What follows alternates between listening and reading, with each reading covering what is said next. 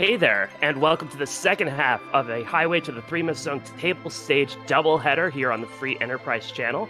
My name is Sheep Launcher. I'm here with Bad Karma in the commentary booth. I don't know how we're going to follow up that first race we had, Bad Karma, but LockeColeLive and sylverfyre are here to give us a race. Yeah, LockeColeLive and sylverfyre both came in as direct advances. They went 3-0 in their group matches. LockeCole came from the Chocobo group.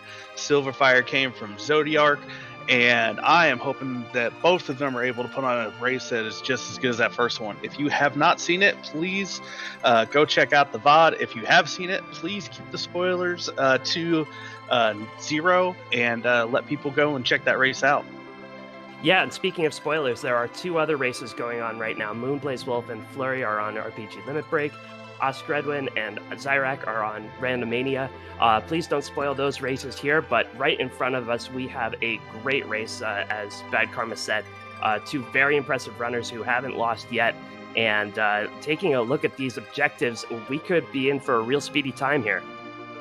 Yeah, with the emphasis on finding characters in the table flags, we know that a trip to Mount Hobbs was probably going to be in the cards, but now it's an objective, along with, as usual, forging the sword with Kokol, and then we're also going to complete the Antlight Nest, so people who like to fade it, probably not going to see that happening tonight. And then launch the Falcon via the hook route. And we have a Sid start. Sid is a very good early game character who can also transition into a great late game character, especially if you find a curse string, something else to kind of nullify his agility, make him a very good anchor for a Z fight. What other kind of characters are you looking for early on, Bad Karma? Absolutely looking for a Tella. Tella just helps facilitate a lot of grind options in the later game between that D machine, or with the Sid, you could be looking at a Mac Giant grind. But while you can do the Mac Giant without Tella, it's definitely a lot easier with him. Certainly, and Sid and certainly the other characters will benefit from that. So, would you do I'd do a tour of characters first if I'm one of these runners, knowing that two objectives are waiting for me right away. I would do a little bit of looting and then get right to it.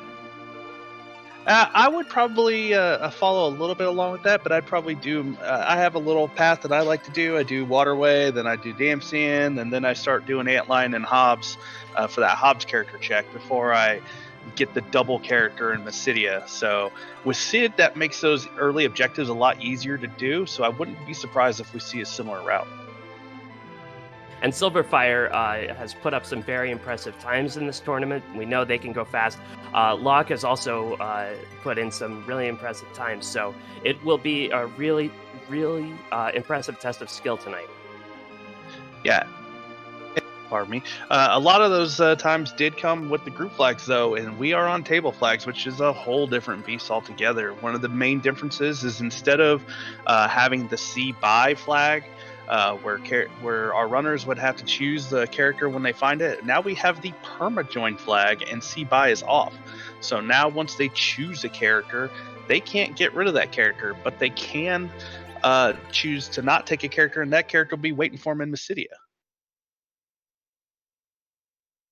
Right, but once they join, they never leave. So they are off. Sid is greeted by another Sid. Do you take a double Sid here?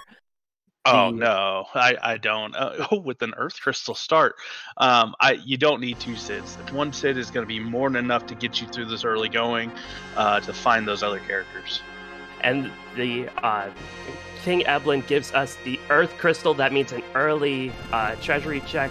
That means this Sid is going to be looking for gear to help outfit this team, and maybe that would give some impression of what kind of party you want.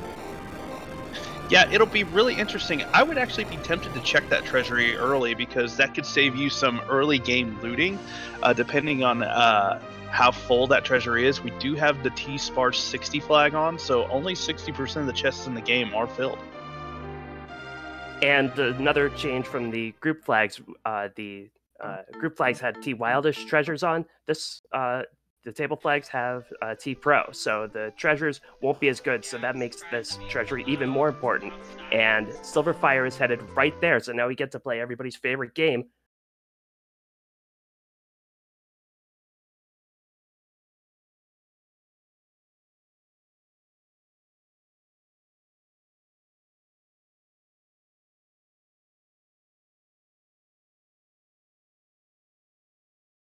We thought we had to rate that treasury, but we are going to rate that treasury as Silverfyre is going through it.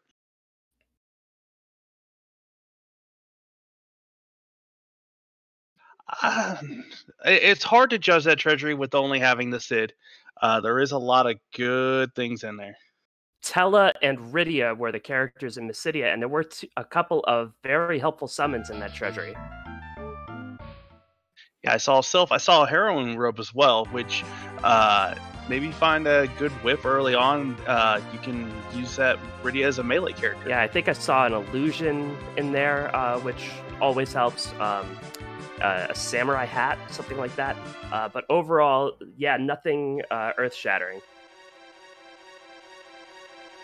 As LockeCole picked up that Tella, I didn't see if he picked up the Rydia, but is making their way over the watery pass. It looks like no Rydia as he begins cycling characters, and Silverfyre's doing some chopping. Locke meets Yang in the watery pass, not going to be interested in him, at least not right away. Yeah, with the early Tella, if you find the darkness early, I would be tempted to take that Yang because you can skip all of the early levels where Yang doesn't really, quite pack a punch. But at the later levels, once Yang gets to the upper 40s, 50s, he can really start hitting hard. Certainly, and if the characters aren't going your way, you can always leave Yang in the Tower of Wishes until you're ready to grind. Silverfyre found some charm arrows. That's going to be really nice. I believe they found a bow, an archer bow, so that Sid could actually have a good weapon upgrade over that hammer.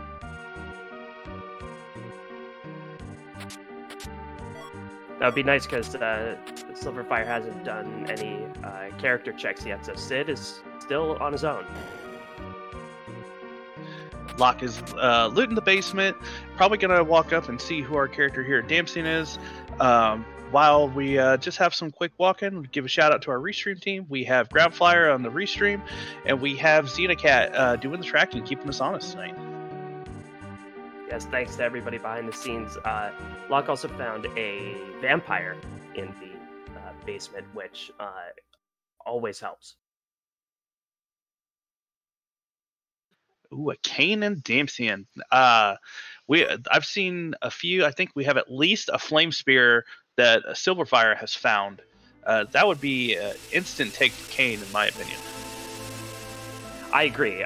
Kane really helps early on, and Kane scales up enough to be really devastating in the end game. So pretty much somebody you're always interested to see if you have any weapons at all, and a flame spear is one. Locke is gonna head up Mount Hobbs, see who is guarding it today. Is an objective, is a character check. Calbrenna here, not terrible. Probably not going to take 2 Canes.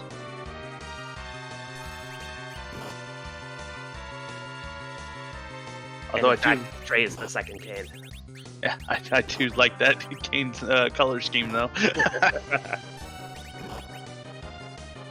Yeah, you haven't done any leveling yet. You can, and I don't think you even equipped the first Cane, so you can't swap.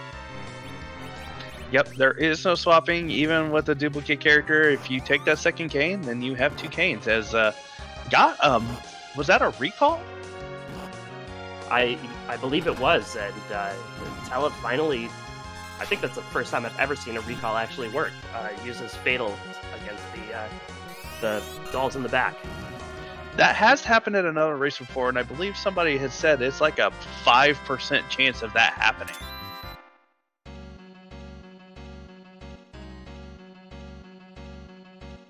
But with the help of the old men, Locke gets through and has one objective down.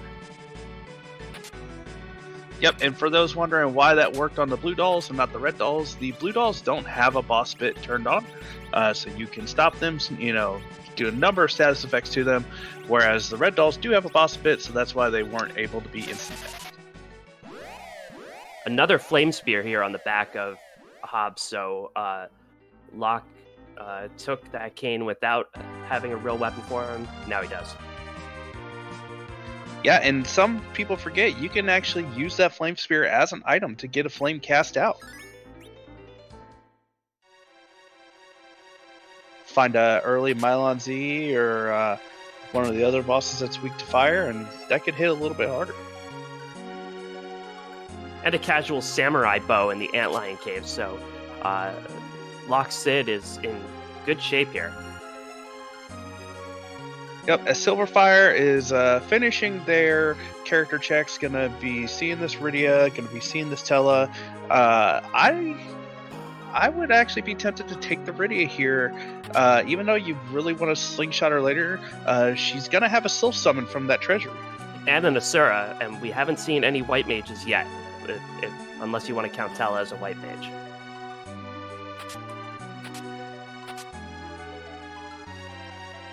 Yeah, Sylverfyre electing to not take that Rydia just yet. They are probably thinking maybe want to slingshot there, which is definitely a good case because Rydia's experience curve is very steep.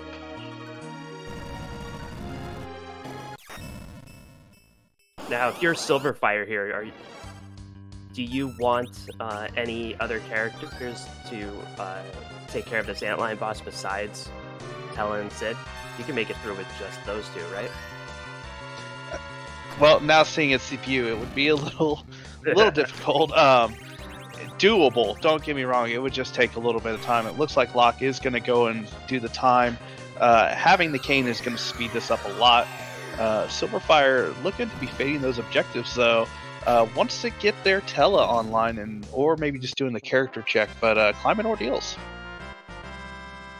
I like the instinct. Tella learns all of his spells when you make that trek up ordeals, and it looks like Sylverfyre was just doing a character check. They're going to leave Rydia up there.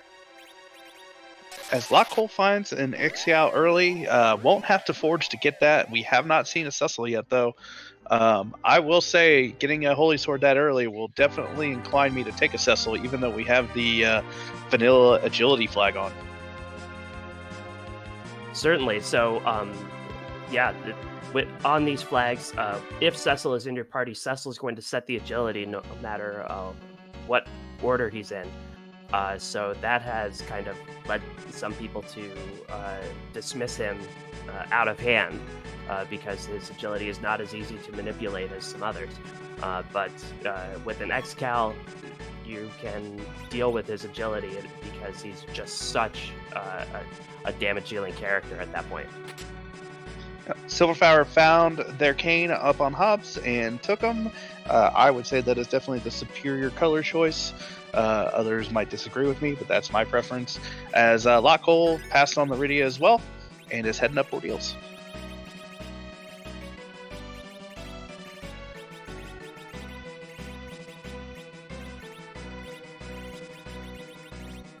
Doesn't look like Sylverfyre was able to get the lucky recall or even tried. So it's just casting fire. With these dolls here, there is a chance that they could form to be the big doll. But this spot is slow enough that they don't get the chance to form into the big doll, and Sylverfyre has it not on the board. And we have a Troll Bez at the front of the bridge. One of the better spots to see him, but you know, we wish he'd just stay away. Now, one of the interesting things here, Golbez is one of the 3 bosses that cannot gate your path to the underground.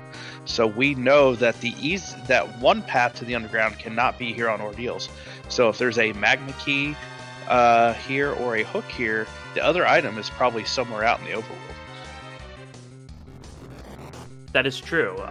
Valus and Wyvern are the other bosses for whom that's true. And Locke gets tries to dodge Shadow with a jump. Unfortunately, Kane comes down a little too early and then gets eaten by the snake. Yeah, it's hard to get that skip in a number of spots here in the game. I've personally only gotten it when Golbez is in the vanilla spot.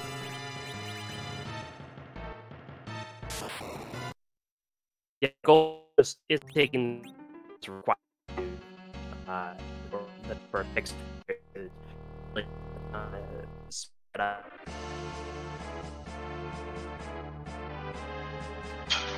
Yeah, those spells were hitting pretty hard and completely knocked Locke out there.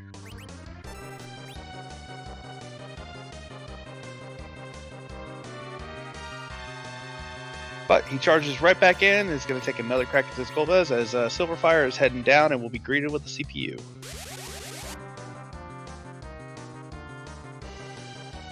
Sylverfyre did find that Stardust item, just like Locke did, so should be a similarly speedy fight against the CPU here. Kind of Nerdy Housewife is pointing out in chat, Tella does not have Minnie or Piggy right now. That is true. A lot of people like to handle Golbez by being able to put those status ailments on their characters so that this Paralyzed does not affect them and they can get their Star Veils up a lot faster.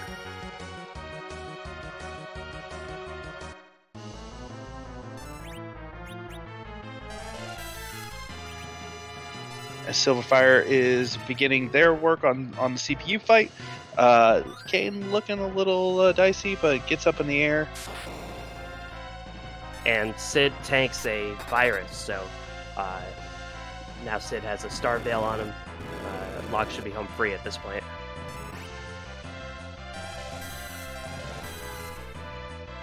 Yep, and while these spells are going to reflect back on Golbez, his death speech is a counter, so these reflective spells actually can't trigger that speech. So Locke keeps slinging arrows, trying to get it some damage to trigger this Y.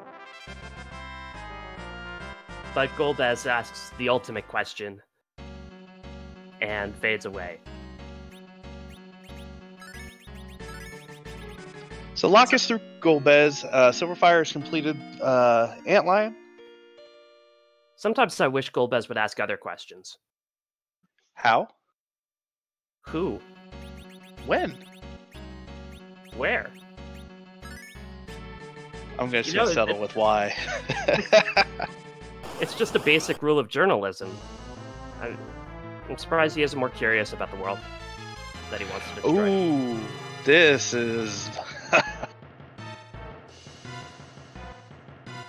This is one of my least favorite fights for Magus Sisters here on this back attack spot. They have decent amount of magic power here.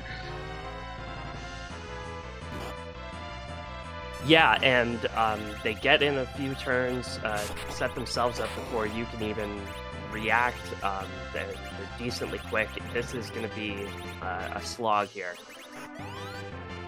Yeah, and we have not found any mute arrows yet, so this is gonna take them some time. Getting that samurai bow on is gonna help, as both Kane and Sid doing about 700. With the sisters splitting their HP, though, they don't have a lot of health here. No, so a few good hits might be enough to take them down, but you have to survive those reflex first, and Kane does not. As Sylverfyre finds a much easier fight to deal with a Pale Dim at Fabble. A Sparkle is invading the castle today. Pale Dim's counter nasty, but this party won't really trigger any of them, and at this spot doesn't appear to be doing enough damage to bruise these beefy fighters. And Locke is going to reset out of that Magus Sisters fight and head back down the mountain. I do not blame him. With this party, it would be a slog to get through those Magus Sisters at that spot. Locke will lick his wounds, and at this point, Locke's got a couple of checks to go. I'll ask you the question, Bad Karma. Have we seen an endgame party yet? Two Iridius. You could go absolutely take two Iridius here. Go pure reflect, especially with those self and Astero summons. So both those racers know that the Iridias are available to them. As Sylverfyre finds the Magna Key.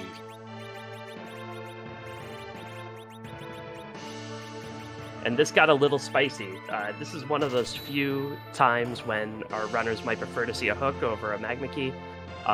just because the hook is one of the objectives, and now that the magma key has been found, that means the hook can be anywhere, underground, on the moon. Yeah, that puts Forge probably a little bit more on the table, and it's also going to give our runners a lot more options to maybe get powered up to get through that route ordeals. As Locke will probably be happy to see this magma key.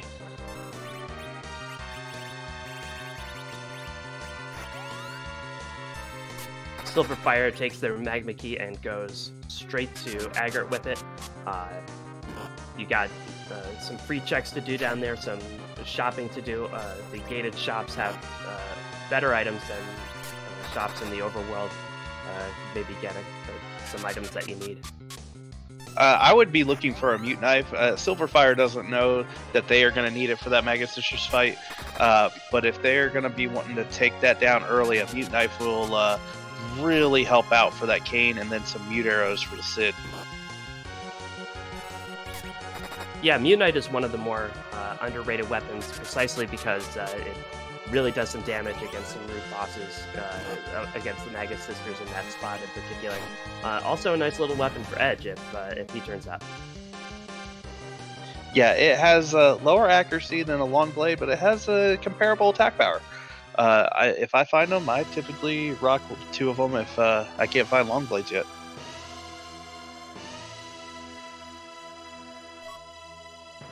Sylverfyre is in. Tomra finds the curse ring for sale. And that's huge.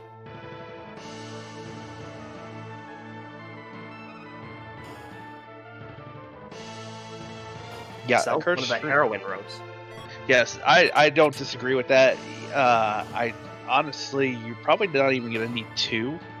Unless you find Rosa, who needs to carry you with arrows, but I probably would have sold both. Ogre Axe and Dwarf Axe. Dwarf Axe is the only item that can back row glitch cane.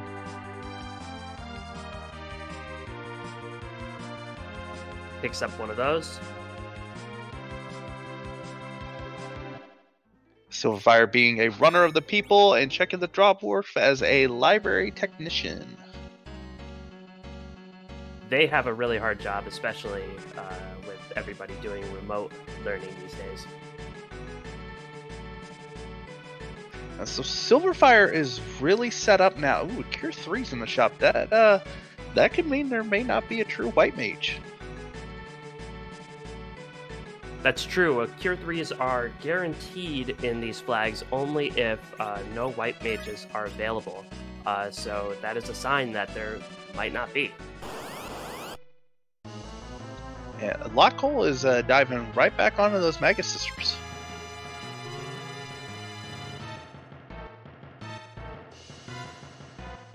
I don't know if he feels like he got enough levels or just that he really wants to complete ordeals before taking Tala underground.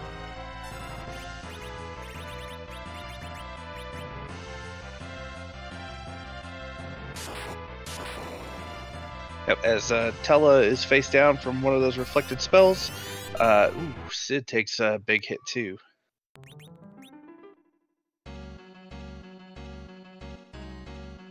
And another reset. Use the vampire that he found earlier on Cindy. That reflected it right back and killed Sid and gave the health to Kane.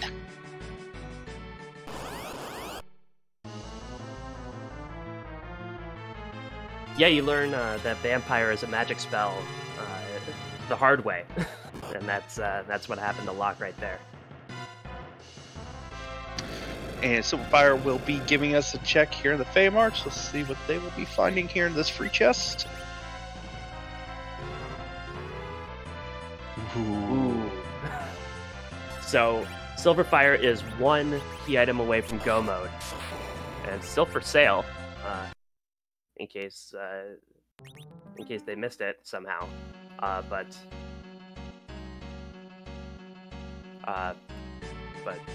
Locke gives Mega Sisters another couple tries and then walks down the mountain again. And Sylverfyre sold their X-Cow, so we are probably, while we haven't seen a Cecil yet, Sylverfyre is going to commit to not taking one.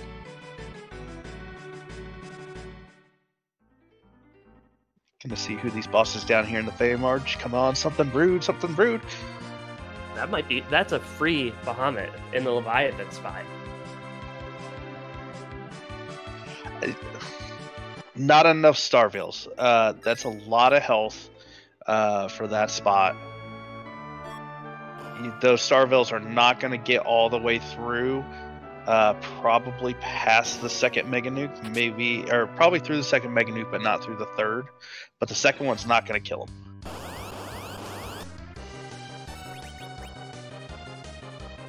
Locke goes to the Baron Inn, finds a free fight here. The Kaipo guards are in the wrong town.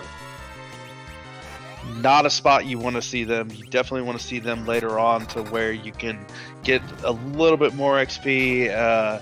But them splitting 1400 XP here is not where you want to see them. No, this spot only has 400 health. And Locke takes care of them right away. The boss behind it is a Sparkle. And it's a no-bro. Rough spot for this. Hits like a truck in this spot. Big physical attack.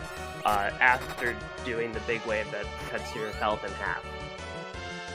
Yeah, the only issue here that's against Ogopogo and makes this fight maybe doable is this is a very slow spot.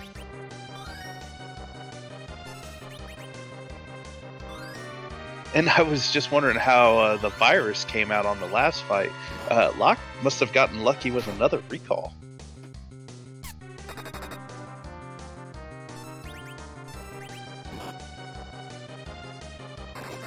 I don't know what kind of luck Locke has got, but I want some of it. Yeah, as Sylverfyre is going to give us a check of their Sheila 1 here, making their way up. See if Sheila's got the goods today.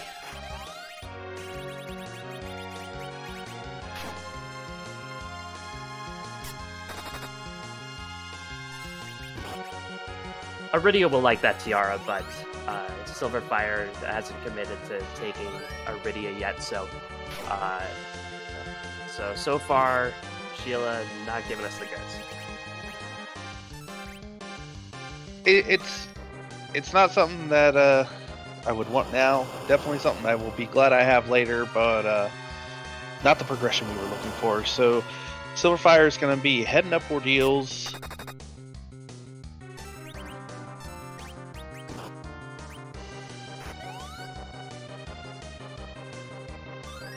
I don't hate this play, considering their options are ordeals, Baron Inn, and Zot. I probably would have, maybe done Baron Inn before ordeals, but Sylverfyre doesn't know how rude. His hook is found. And Locke doesn't know it yet, but he has access to go mode. As soon as he drops that magma key in the well. Oh, if darkness is on ordeals.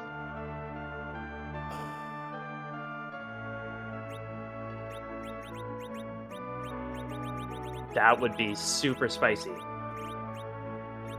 Yeah, Sylverfyre picked up that Iridia, is feeling like that they are close to breaking this seat open, close to go mode, so filling out the party, it's not a terrible move right now. It saves you a trip. You may find another Iridia later. We know that there's one at their go mode, so...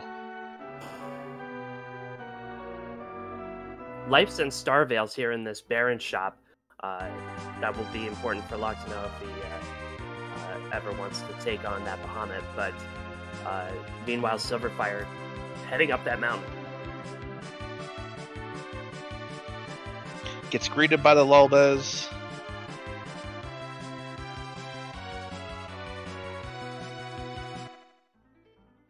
Yeah, Sylverfyre is definitely a lot better geared with that trip to the underground. Should be able to get through this Golbez and probably the Magus Sisters fight as well. Question from Chad, have we seen Ethers in a shop? Yes, I believe they were in Toroya. Either ones were anyway. I don't know if we've seen either twos.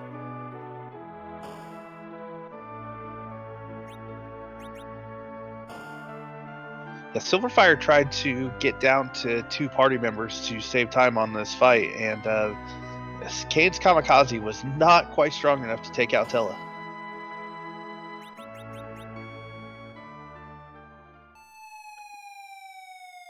But with the magic power at this spot, Sid should be able to take a virus anyway to the face and still have time to get up the Star Veil. I believe that they already have a Star Veil. Nope. I saw them hovering over it when Kane did the Kamikaze, and once they saw that Tella didn't go down.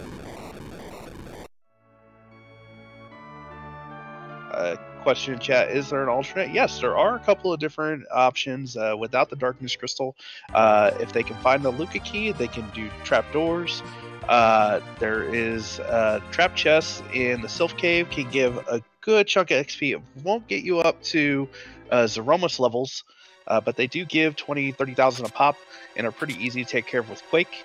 And then there's the everyone's favorite dreaded grind that you never want to do, the Clapper grind.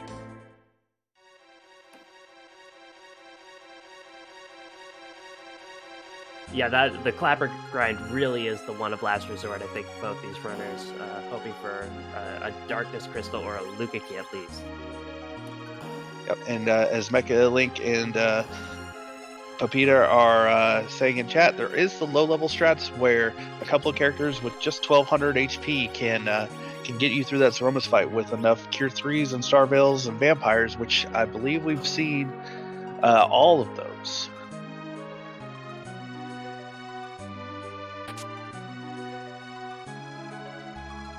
We've certainly seen Cure 3s and Star Veils. I've seen a couple of Vampires here and there in chests. I can't remember if they were in a shop or not. Locke finding Mute Arrows, which has to be eating away at him a little bit. Could really use those against Mega Sisters. Yeah, as Silverfyre has their Star Veil up and is getting through the dialogue of Golbez, Locke is checking this character. That's a white mage.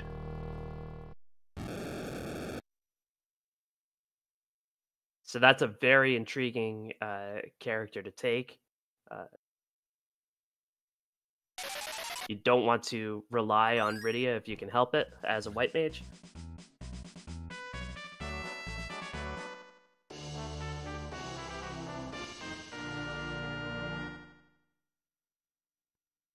I don't know. I mean,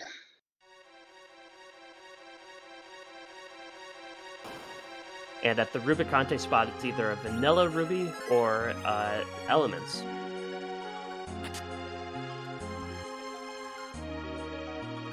The vanilla ruby there, a little rude. The vanilla spot there is pretty fast and hits hard. We'll have to see what's in that Queen Evelyn spot as well. yeah, hopefully if it's the elements with a powered up Tella, Locke would be able to get through that hook route really easily. But I think with the Magma Key available, I think you just go and work on a few other things. You want to kind of blow through that hook route, not slog through it. And there's always the chance that you could find Adamant and Legend Sword while you're working up to 10 key items, because all those grinds I mentioned earlier that don't involve the Darkness Crystal, you're going to want 10 key items for.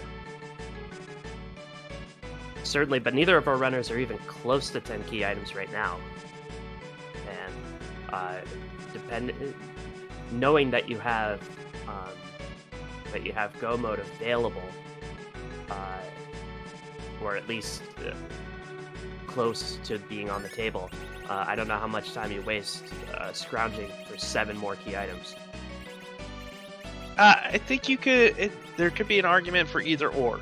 So you're gonna have to get through those hook bosses. We don't know what the King Queen spot is, but Rubicante at his vanilla spot is not an easy fight, especially with just the black magic of Tella.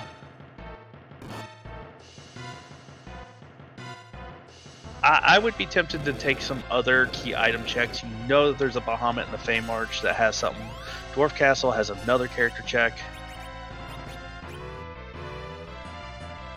True.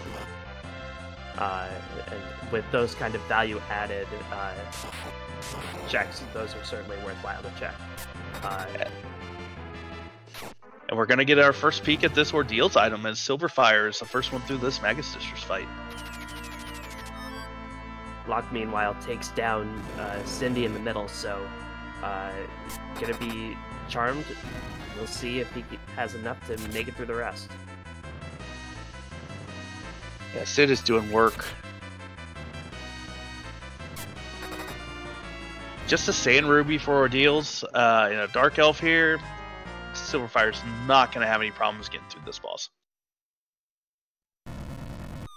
Sand Ruby does give you another character check. Edge could be there. Edge is behind a key item in these flags, so it's a possibility that he could be in the bed, but that would be a trip out to the middle of the desert to find that, and I don't know if Sylverfyre's interested. Yeah, I would be more interested with Sylverfyre's team. I would be more interested in a Palom or another Rydia, even though we found another Rydia and they're going to find one in Baron Inn. If they were going to check that bed character, I don't think Edge is going to be taken in this party. Now, Locke, on the other hand, may take Edge and just go full Berserker strats. It's true. We found some edge weapons. We found a boomerang to get him back row glitched, but certainly none of his.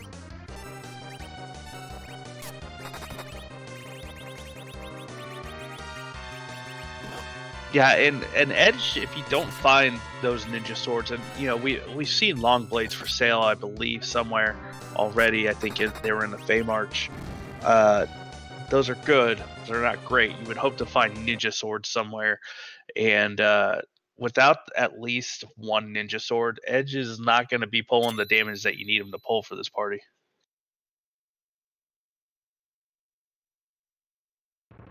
And Locke completes his ordeals and will be following Sylverfyre out. And it'll be interesting to see where Sylverfyre goes from here. They have the entire blue planet open to them. Hasn't done Baron Inn yet. We'll see if they want to stay on the surface or go underground.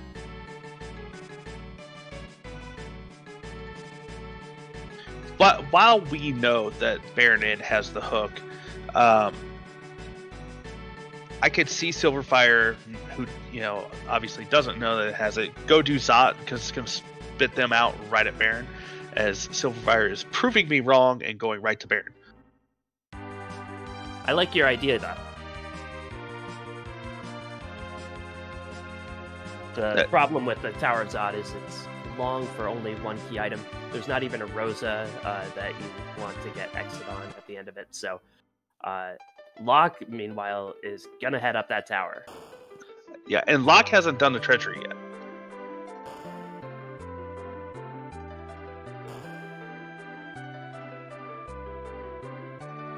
And so we get an encore. If you weren't here the first time, we get an encore of Rate That Treasury.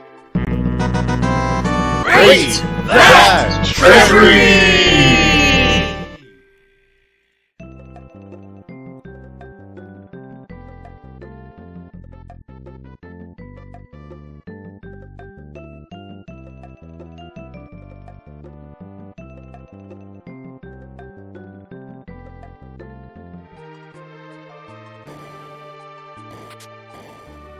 Yeah, I think Sylverfyre gets the most value out of that treasury by doing it so early. A lot of those items, while still useful to Locke, he could have used those a lot earlier too.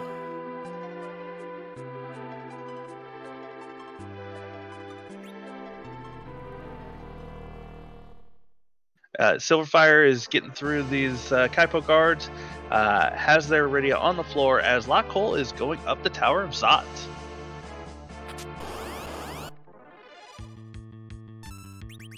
And it looks like it's going to be checking for that Flame Dog chest. Makes sense. You don't have a grind option available to you yet.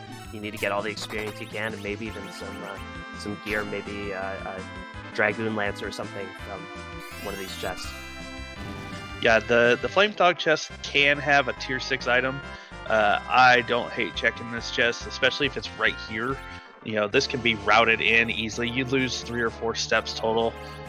That was a lance. I didn't see what it was. Yeah, it flashed by really fast for me.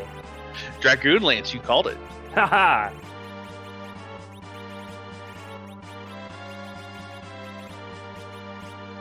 And that it justifies the price of admission all by itself. Kane is now fully online. Yeah, unfortunately, we've already seen Veil Dim, so D-Lunars still could get some value out of that weapon. Wyvern, we could still get some value. Sylverfyre gets their hook, and now Sylverfyre officially in go mode. Just needs to get through that hook route and find a grind.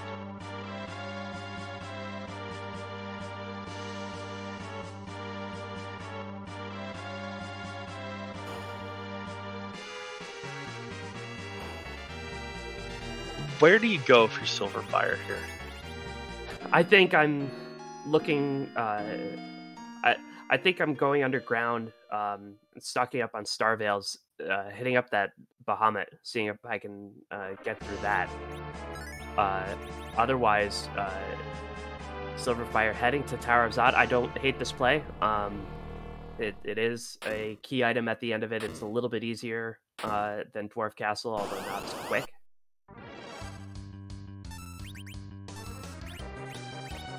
But yeah, if I were Sylverfyre, that and I knew that Star Veils were available in Baron, that Bahamut at Leviathan would be burning a hole in my pocket. What do you think, Bad Karma? Yeah, I would agree with that. With their levels, they're a little low to maybe take on Dwarf Castle, or the top of the tower, do a keyless tower run, or they could get through that Bahamut fight though. I don't hate this play. This is going to be a good chunk of experience to at least get them to a point where they can take on some of those underground bosses a lot easier. And great minds thinking alike, is Sylverfyre also getting that Dragoon Lance from the Flame Dog chest? I've at least 50% of the time, I'm finding value in that Flame Dog chest. Locke finds Mylon Z at the Mega Sister spot, and Mylon Z does not last long. Locke is through.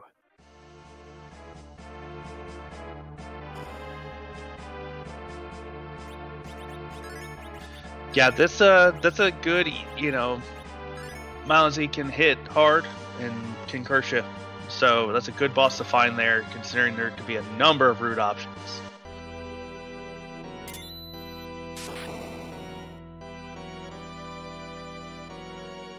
Ooh, you know how I said that Dwarf Castle may have been a good play? I'm taking that back.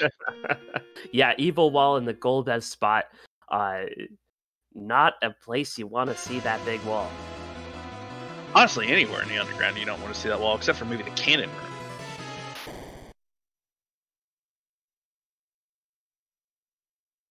Also, not the characters that our runners are going to be looking for here at this point either. No, that's very disappointing for them. And you're running out of places to check characters. You have to... who's your 5th character if you're one of these runners? I think Sylverfyre is going to take another mage, white or black. LockeCole... probably going to take one of these Yangs if he finds a Darkness Crystal. It's all going to depend on what the key item is at the top of this tower, and Dr. Luggage is the boss here. Locke should have enough firepower to take this down fairly easily.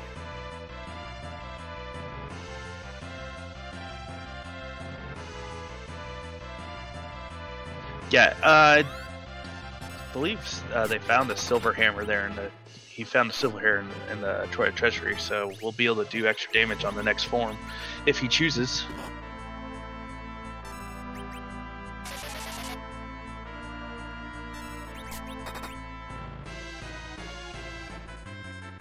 Oh, but the Tele goes down.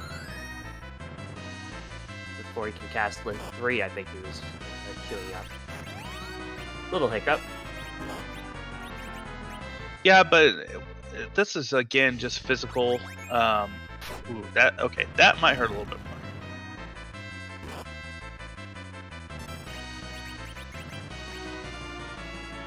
Yeah, that poor him in the front row isn't doing her any favors.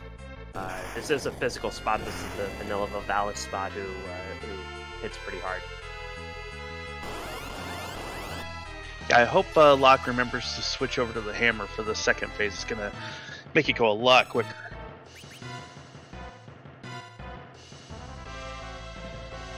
The board AI picking on Tella for that explode. He just got up from the ground, you know, and board face decided he needed to nap some more.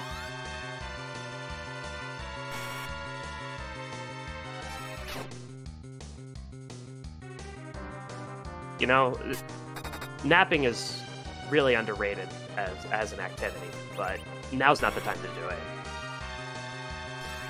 There's a time and a place for Tella to nap, and I'm with you. This is not it. As Silverfyre has caught up, it is beginning their Dr. Luque fight as LockeCole finishes.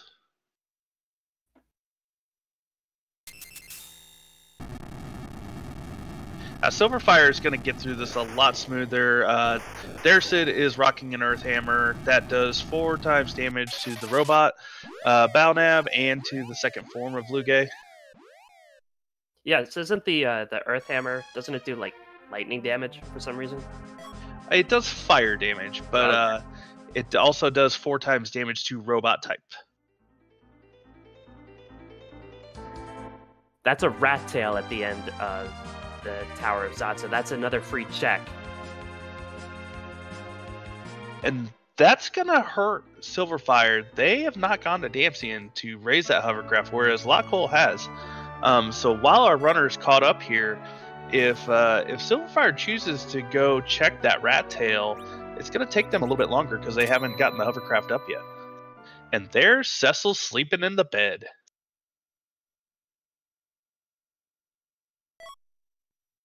And I don't think Locke has sold his X-Cal yet, like Silverfyre has.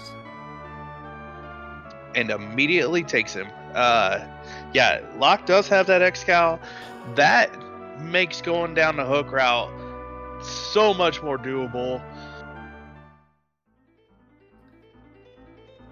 And Locke has to be thrilled at this point. He's got a bruising party and now has a holy sword swinging paladin. He knows exactly what he needs to do to get up to seed. Now he just has to figure out how to grind his way up there. Yeah, Locke still needs to go down to the Fey March. Is going to go check that rat tail. Oh, Silverfyre did go to Damsian. I must have missed that completely. Silverfyre also picked up that rat tail. Gotta go check that.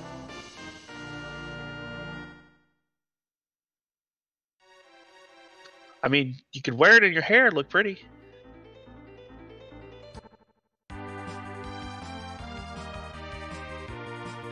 It's a very nice piece of gear, but Locke was hoping for a darkness crystal there and isn't going to find it. Yeah, if I'm Locke, you gotta be going underground here. You can't just think that you gotta dive the hook route, and that's what he's doing. Silverfyre gonna be doing the same, I would assume. Silverfyre has already done their free checks, but looks like is going to see what other kind of trouble they could get into under the sea.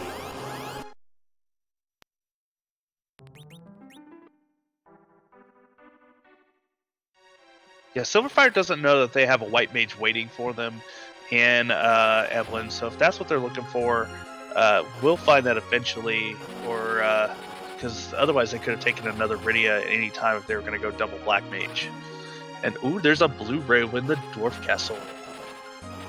And we'll see as soon as this door opens if it's a water hag blue robe, just one, or if there are 3 of them dancing, it means the alt gauntlet. It's just the water hag.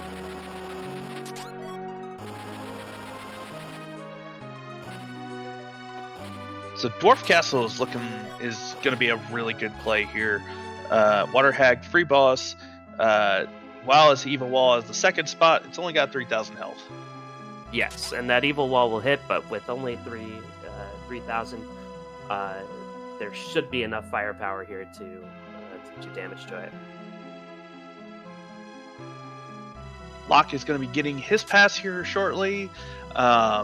It'll be interesting to see where he decides if he's going to go look at that hook route again and try and get his objectives done.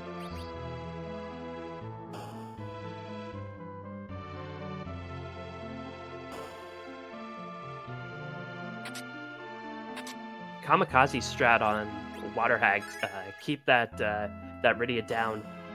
Sylverfyre certainly still hoping for a slingshot.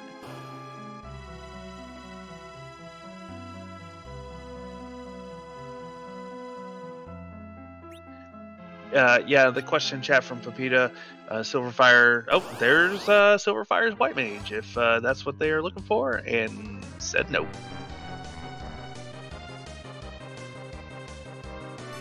Interesting. And that Lunar Sparkle was Plague at the Asura spot.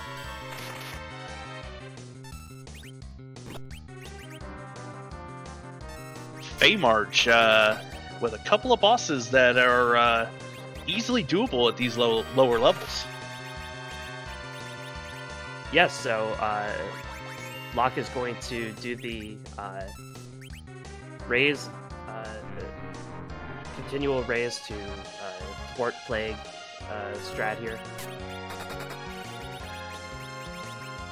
Yeah, with all of his characters down at 1 health, it's going to make this really easy to do. Has a Dragoon Lance that does extra to flyers, has a Samurai Bow.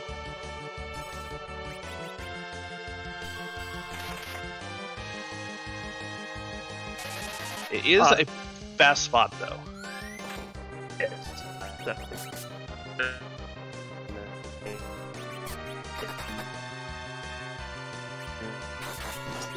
Yeah.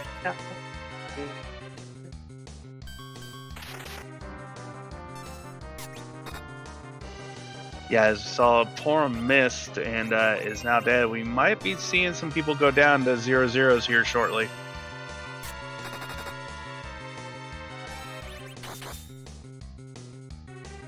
And there's a Darkness Crystal for Sylverfyre. Value in Dwarf Castle power. And Sylverfyre is perfectly set up to do the grind choice. Yeah, they will be grabbing their Rydia. They will be heading to that giant, getting the D money going, and will come right back down. They already have the hovercraft outside of Eblin, so when they come down out of the giant, they're set up to land, hit the hovercraft, and go right into the hook route.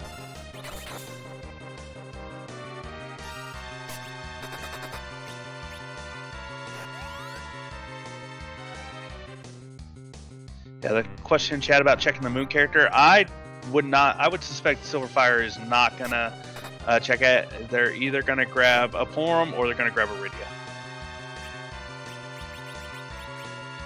Yeah, the question at this point is who's up on the moon that would be better than those? Maybe a Rosa. Is that worth making that trek? I don't know. I don't think so. Not if you're doing a D machine. You're already going to do an extra 1 or 2 D machines for Rydia. So Porum will benefit from that as well. And in fact, Sylverfyre heading straight to the Tower of Wishes and grabbing that Porum. They're saying, I've got my party, I know who I want, and will now waste no time in setting up for the D-Machine grind.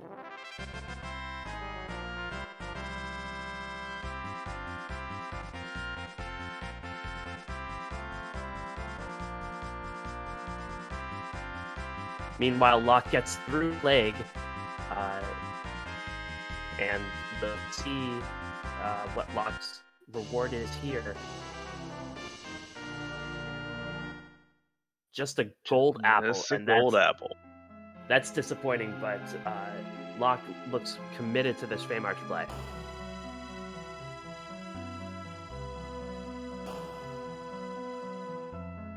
Yep, probably just going to save just in case something goes wrong in this Bahamut fight.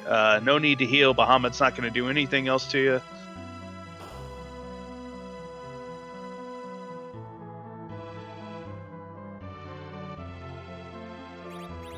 While Silverfyre is getting their grind set up and we see Locke going into this Bahamut fight, please give our runners a follow.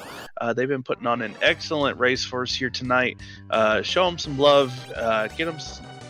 Check them out while they're practicing.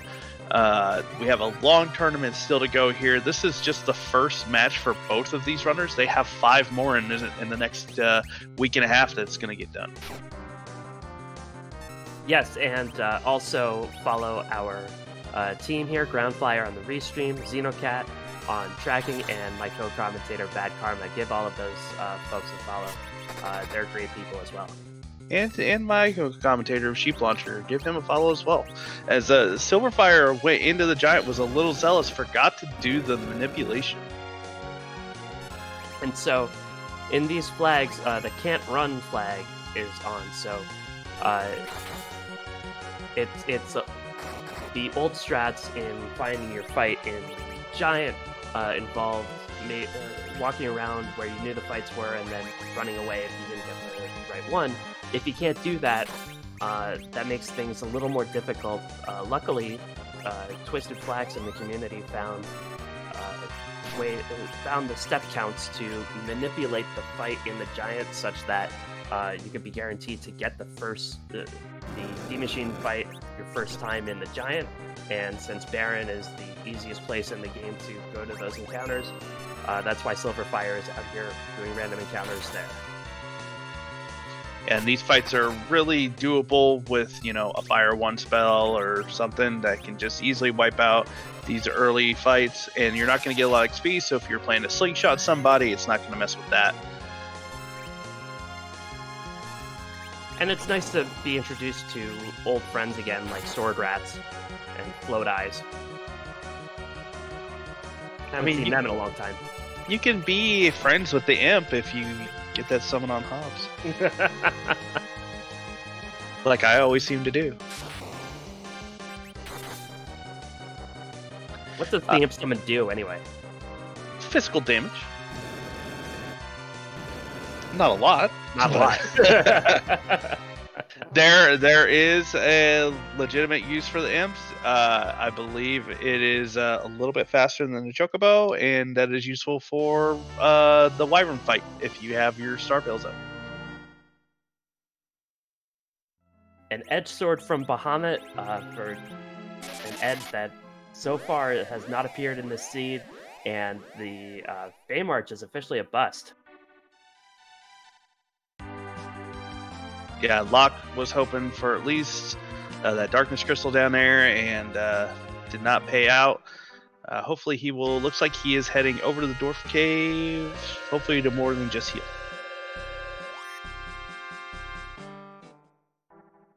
As Silverfyre looks like they have their manipulation all set up.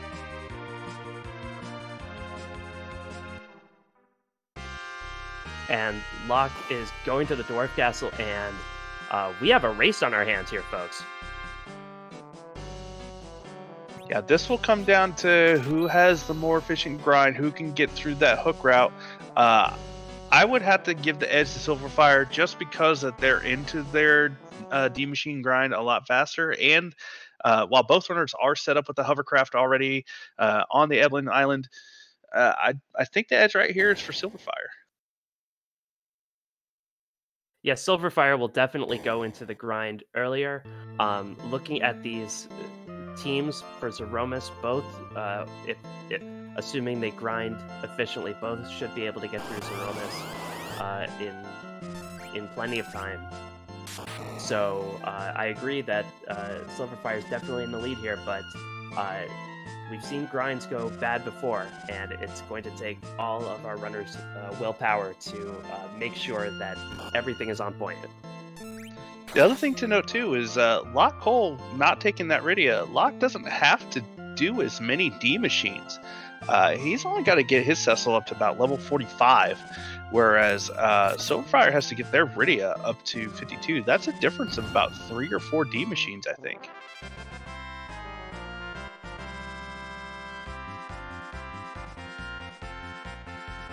Our tracker Xenocat pointing out that that Rydia will be slingshotted. Still, it's going to be Rydia does have to get up to a higher level.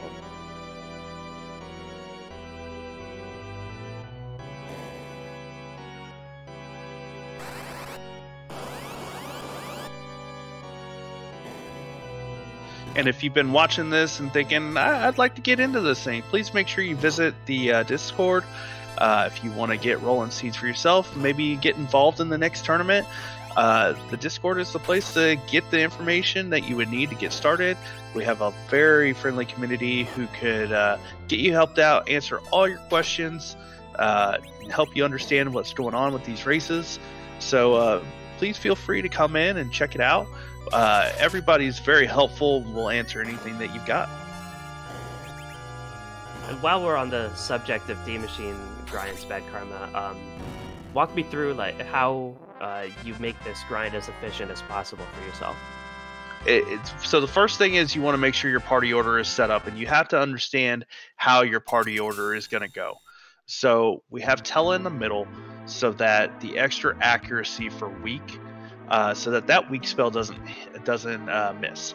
Now sylverfyre's going with a 3-person strategy here, which I've never personally done. I don't like the timing of it. But what they're going to do is they're going to trigger the D machine to come out. They're going to... Oh, they got Kane back up. They're going to trigger the D machine coming out here with Tella, or with somebody before Tella, so that he can immediately cast weak, and then the next character is going to bonk that dragon, and the character after that will do a life. And maybe if you're lucky, the second character can get a life off as well, or we'll just throw up a heal. And rinse and repeat. Yeah, that turn order is so important in dealing with these things, and knowing how to manipulate that is really what separates the good runners from the great runners. But see right there, what happened was somebody went out of turn and bonked that dragon before the week went off. And this is going to be kind of tough to get that Tella back up, because these dragons are fast.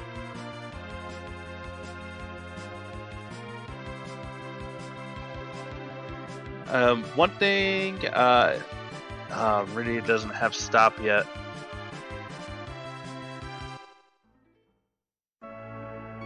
And as more and more turns keep going with dead characters, this dragon is just getting faster and faster.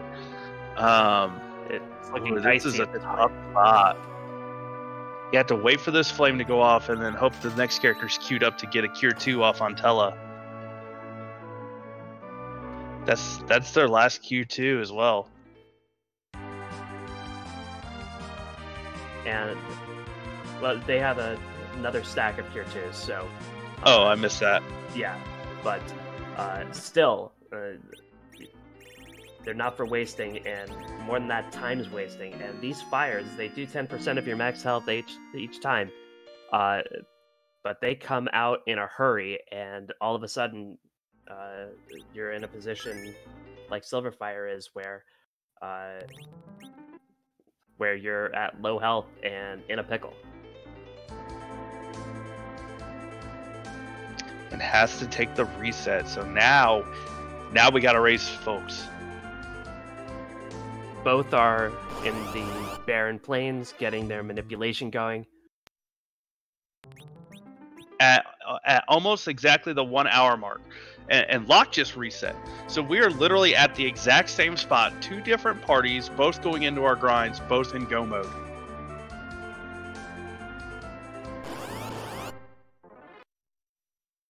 So Silverfyre had the advantage. I think it's safe to say they've lost that now, but still, certainly not out of this race. They're going to go into their grind at the exact same time, it looks like. This is going to come down to the RNG of this manipulation. So you see Locke, he is walking around a whole lot. I haven't seen his first fight. So he's getting up there in the step count where I would be considering resetting myself. As Silverfyre got a really quick one. I think this is Locke's second fight that he's looking for. And he does reset. That's rough. And what are you thinking when the step count just isn't going your way? You know you're in go mode. Your blood pressure has got to be through the roof anyway, and you're thinking, what else can go wrong? Yeah, for me, I go over 30. I'm resetting. I would do that even with the old manipulation, because then I start questioning my own counting, and I have a terrible time of keeping track of my count in this game. Yeah, and I have a bad habit of forgetting to turn on encounters and off encounters anyway. So if I were over 30, I'd just be afraid that I forgot to turn on encounters anyway and just reset and take a breath. And while both runners are at the exact same point, they're gonna both be going through this D machine grind at the same time. They have time to make sure, because doing it wrong at this point, you know, Silverfyre is back in the giant now, and they're gonna be making their way over to get their fight going. Locke, you know, just has to make sure that he executes fine, and he's still in this. Silverfyre, same thing. You know, it was just some bad luck on the first go around. You know, with the turn order, Kane, I think, jumped out ahead of Tella. I think that it'll be fine for him on this go, and this is a race. It sure is, and we were talking earlier about the different parties that these runners have. Silverfyre party looks to be more of a hybrid strat for Z, and Locke looks to be going full berserk for Z. So do you have a preference or an edge on either of those? Well, neither of them have an edge, but I like the berserker strat myself. It's just, for me, it's so much more hands off. But I am coming around to doing more full reflect strats, just because of the mechanic of Threemus, to where he resets his health, and you can avoid that with reflect strats. Certainly, the berserk strategy, like you said, it's hands off. It's also more consistent to me. It's something that it's easy to get a handle on. Reflect strats are really fun to do, and you're sitting on the edge of your seat doing them. And like you said, Threemus has a health refill in the end. If you don't do any direct damage to him, for example, if you're reflecting all of your spells, then he doesn't get to refresh his health, and basically has half the health that he would normally have. So reflect can certainly be faster with the right team. But Berserk is certainly the way to go if you have doubts about your ability to execute it all. Yeah, and the party composition, we have to pay attention to that. LockeCole is going to be dealing with the vanilla agility flag, because he took Cecil with the Excal. Oh! And LockeCole did not have the right manipulation.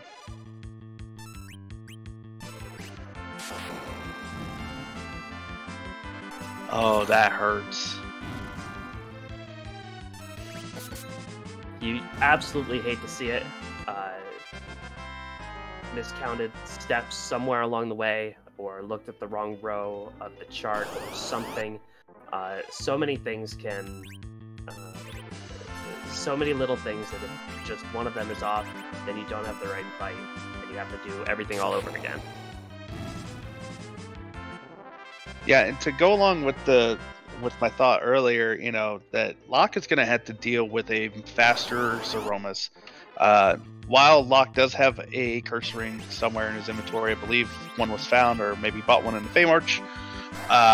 You're not, if you're counting on that Cecil to be throwing that Excal around and doing high damage, you don't want to be throwing that curse ring on him. So Locke has to be careful with how many D machines that he does. Otherwise, his Cecil is going to be really fast for this Zeromus fight. Sylverfyre, on the other hand, is going to throw a curse ring on that Tella and have the slowest possible Zeromus that they can get.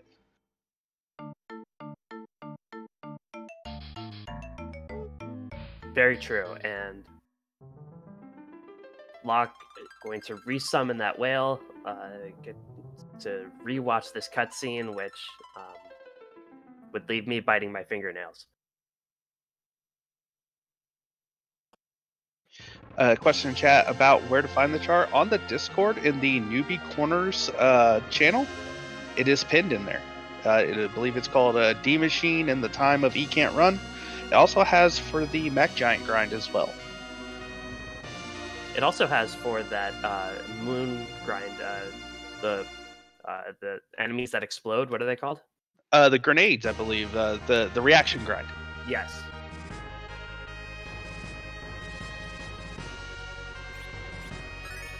Yep, that's a really good early thing. If you find an early darkness and you know you need more key items to look for, you haven't found a Tella, but maybe have a Palom or Iridia, throw a lit one on one of those grenades, and you get 20,000 XP. It really is that simple. It looked like sorcery the first time I ever saw it. But the grenades, if you throw a lit one on it for whatever reason, will explode, and it'll do a move called reaction. That's why it's called a reaction grind. It'll do a move called reaction that kills all the enemies on the screen.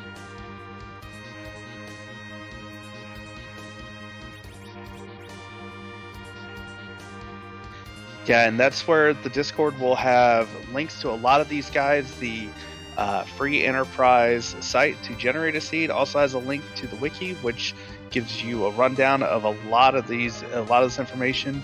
You can find enemy scripts somewhere to, you know, make your own little grinds and find good ways to get things done. This D Machine fight is going much smoother for Sylverfyre.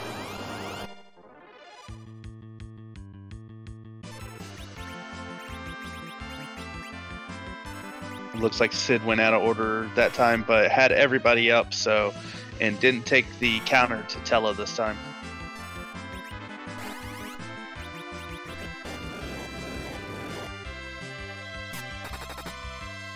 Got a machine grind.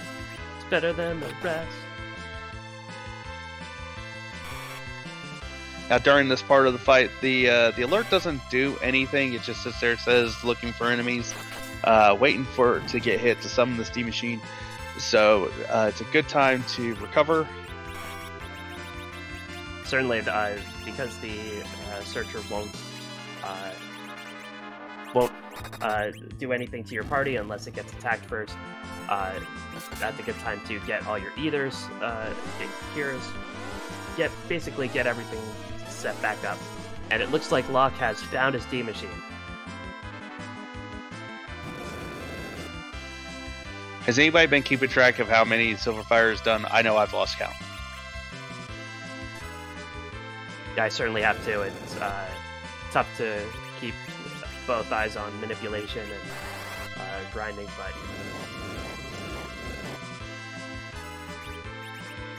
I cheat when I do it. I have a stack of 10 Thor Rages that I use, and that's how I keep track.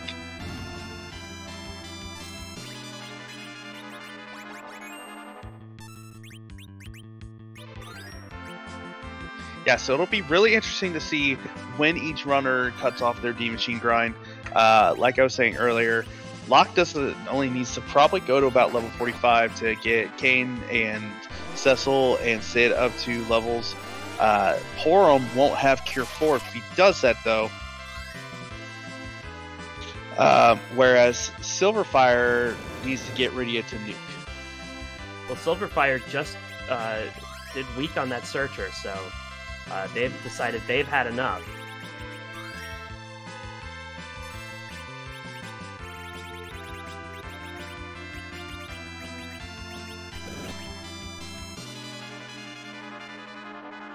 Yeah, you want to get that Tela down before killing this D machine now.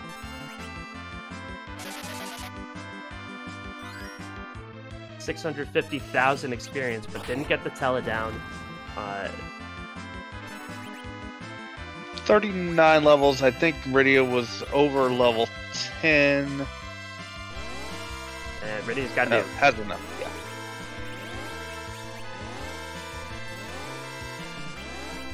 Silverfyre does have a curse ring. They were for sale in Tomra, so that Tela getting levels shouldn't be a huge issue, I don't think. Yep, and their Porum is up to got to 57, so easily has enough health, easily has Cure 4, and Silverfyre is going to be heading down the hook route. So that was a very nice D machine grind by Silverfyre. Silverfyre gets everything that they want out of that grind, and they have to be feeling good now. As Locke is having a little trouble, just had to throw a Silk Web out.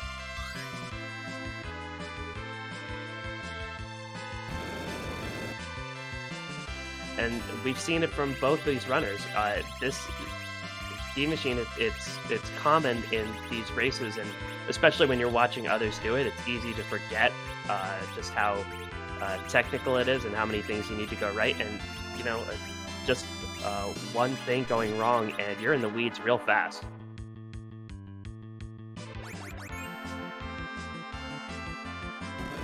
Yeah, so the flame attack is a percent base attack, but it is mitigated by gear that lowers the damage. So that's why we saw Locke throw the ice shield on, trying to mitigate some of the damage that's coming out from this flame attack. Has a coffin. Does not work on these D machines, unfortunately. They can be stopped. A lot of dragon enemies are resistant to death attacks. But they can be stopped. And Locke has to take another reset. Oh man, that's rough.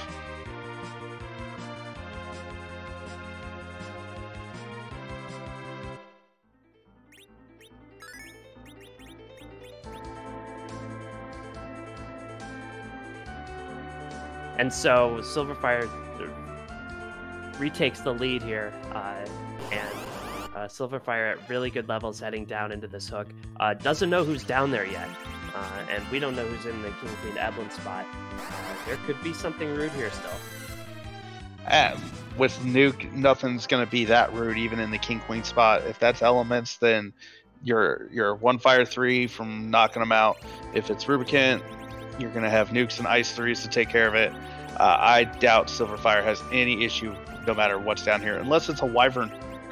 I was just going to say, we have not yet seen Wyvern, and even then, that would be an oops pow surprise, and then Silverfyre could adjust, but we'll take that safety save, just in case.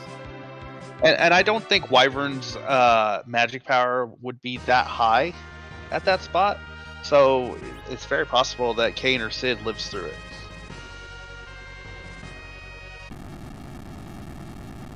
Hey, I didn't commentate or curse anybody on my last race, so I gotta do it sometime, right? Yeah, I'm still waiting for that to happen. I know we're in the spooky month, but I don't believe in curses. I just believe in cursed rings.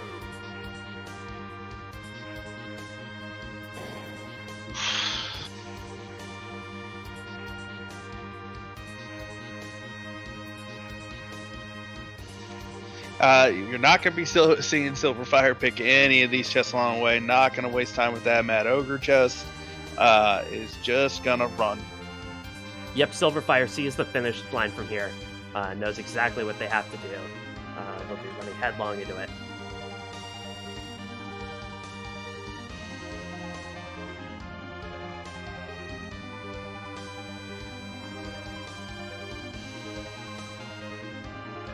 Yeah, so Locke is going to be going back into the D machine. Has his manipulation set up.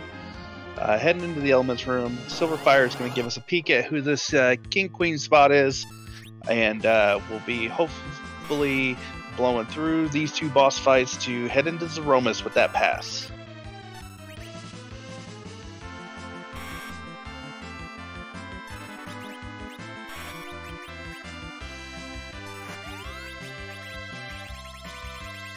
It is a sparkle. Could it be? It's Wyvern. And a couple of dodges on those nukes. Yeah, like I was saying, the magic power here not that high. I'm not even gonna count that as a curse. That's a commentator bless right there.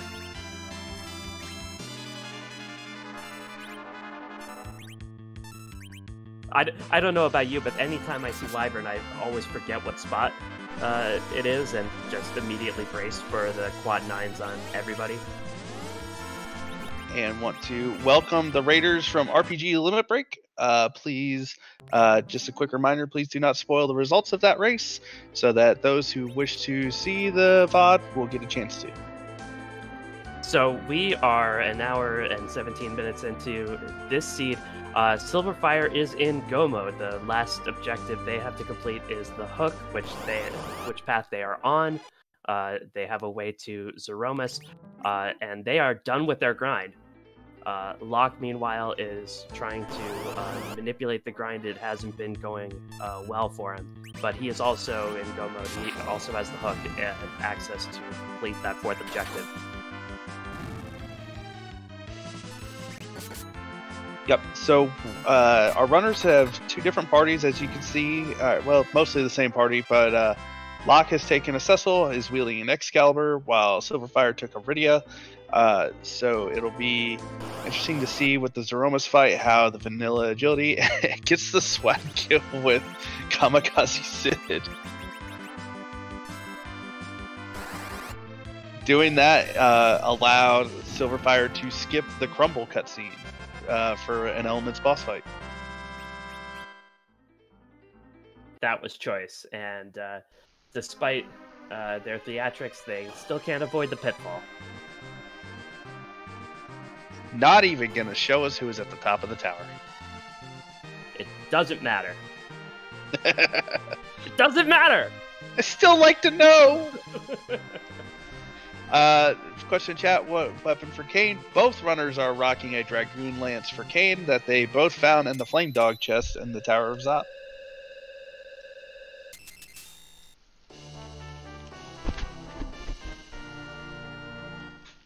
And at 1 hour and 19 minutes, Sylverfyre is the first runner to get their crystal, and has the pass, and will be flying right to Troya.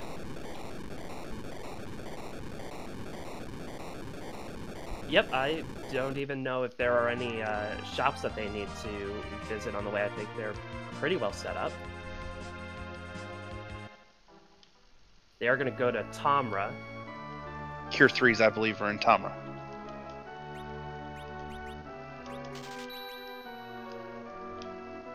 And picks up 30 of them. So Kane and or Sid will be on Chemist duty, it looks like.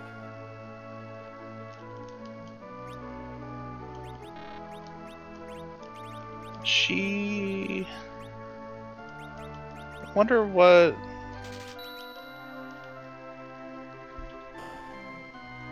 Oh, an Ogre Axe for Sid.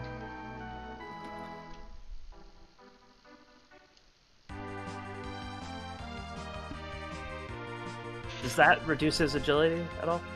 No, the Dwarf Axe would reduce his agility, but Tell is probably going to be the anchor here. I think that's just to get a little extra swing and oomph.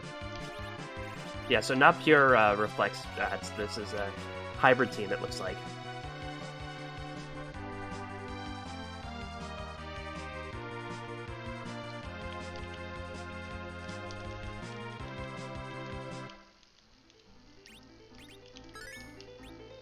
So after that Thomas stop, I'm not going to talk to the library technician again, but I can't have everything.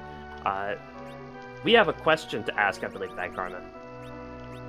Is it bedtime? It's bedtime. Yeah, both questions had a B in it. So, while we randomize a lot of things in Free Enterprise, the final boss is still Zeromus. He is just too powerful to put somewhere else. Imagine walking into Zeromus fight in the Mist Cave. I know I wouldn't do that fight. So instead, we just changed the way he looks, and thanks to the wonderful Scala Kitty, and a few from Boardface as well. I believe there's over 460 different sprites that Zeromas can be.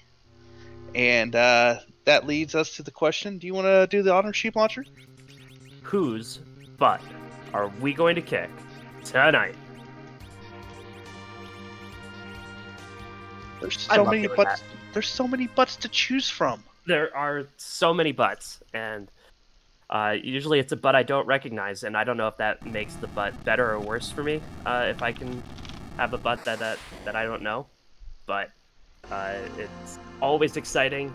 One of the highlights of the game. Get those Z flags out. Sylverfyre is going to avenge the world. Yeah, I know one of my personal favorites is the flip tableness. I've only seen it once.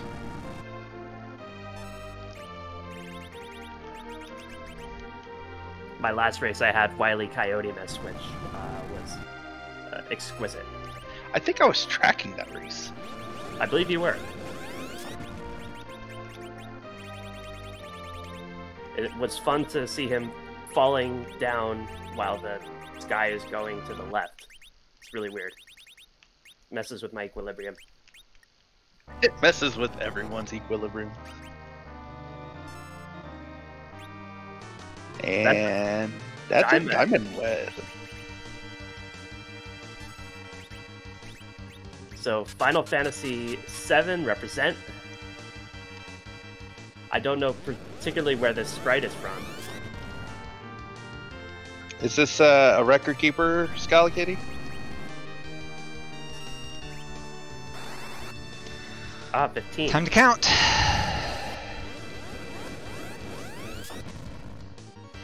Yeah, so this is from 9,000. Final Fantasy Record Keeper. And Scala is also pointing out, Diamond Weapon shows up, I believe, in the movie for Final Fantasy 15. 16,000.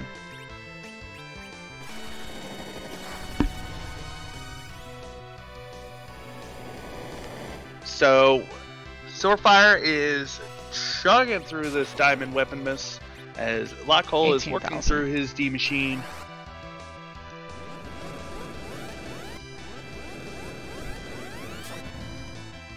Yeah, Sylverfyre 25,000. going steadily through this Z fight, pumping out a ton of damage here and making it look easy. 24,000.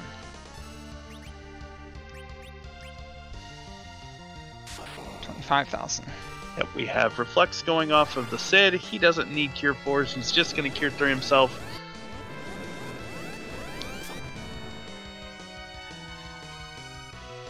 $33,000.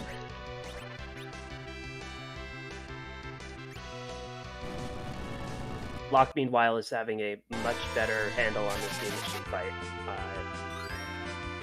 And he's done something like 3 or 4. See how many more he wants to do. Yeah, that we were talking. Ooh, that was a high roll, big bang to take down that Rydia.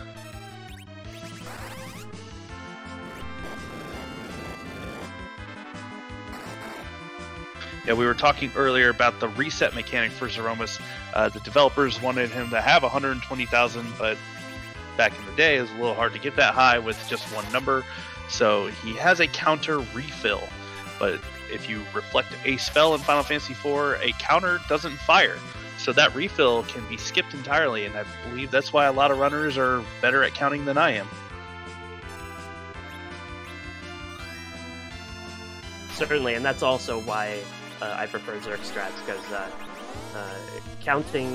doing math on stream is hard enough. Doing math at any time is hard enough.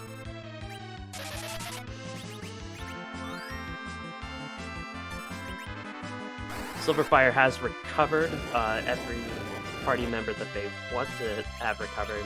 Let's see how this Big Bang hits.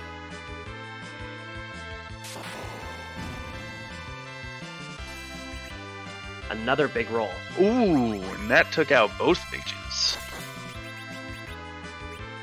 And this Virus will take out Kane, and Sid's got to scramble here.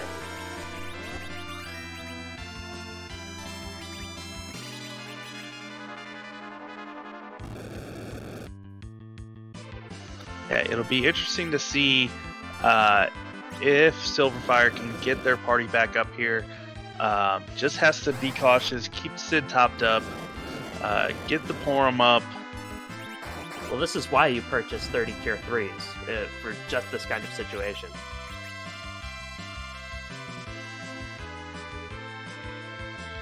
And because you can't take the money with you. Hey, if you're going to spend it, Cure 3s are the way to spend it. Another high Big Bang, but Porum lives through that. Gonna get the Cure 4 up here soon. Sid's wall's gonna fall off, which is gonna get him to heal as well.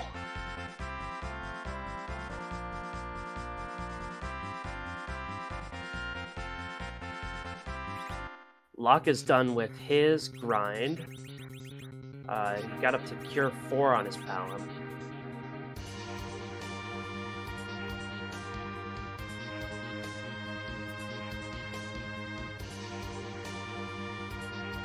Yeah, Cure 4 is really all you need for Porum. While her health growth is not that great, Locke did have the gold apple that was thrown onto Porum. It's only 100, but as you can see here, Porum lived by 100 HP on Silverfyre's side.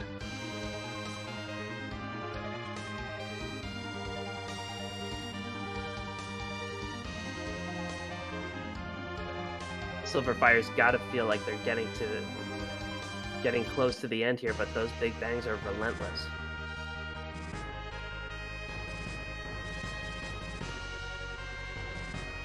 Yeah, it looks like Silverfyre is keeping their cool, just getting the party up, getting the spells off. And that's the flag. That's it. Get your GGs in chat for Silverfyre. With an official race bot time of 1 hour, 28 minutes, and 55 seconds. GG's.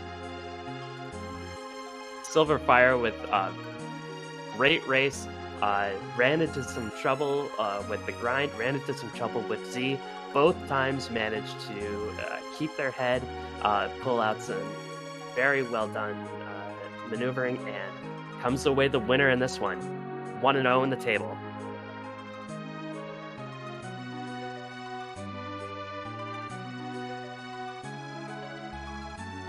And we will see about getting Silverfyre in for an interview.